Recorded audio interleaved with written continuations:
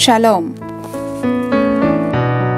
ఫిలిప్పీలకు రాసిన పత్రిక 2వ అధ్యాయము 5వ వచనము. క్రీస్తు యేసునకు కలిగిన ఈ మనస్సు మీరును కలిగి ఉండుడి. Let this mind be in you which was also in Christ Jesus. మనకు స్వచ్ఛమైన హృదయాలు వచ్చే వరకు స్వచ్ఛమైన జీవితాలను గడపటం అసాధ్యం.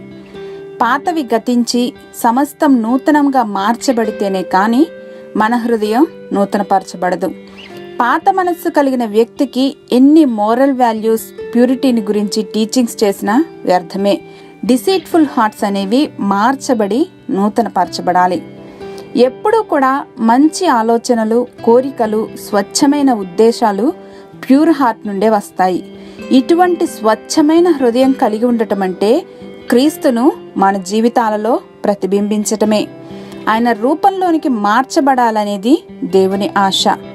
క్రీస్తు మనలో నివసిస్తుంటే, మన శరీరము పరిశుద్ధాత్మ నివాసంగా మారితే మనం ఆయనలాగే ఉండటంలో ఆశ్చర్యం లేదు కదా. దేవా, నా హృదయాన్ని శుద్ధీకరించి మీరు నివాసం చేసే ఆలయంగా మార్చమని యేసుక్రీస్తు వారి పేరట ప్రార్థించి పొందుకొని ఉన్నాం మా తండ్రి. ఆమెన్.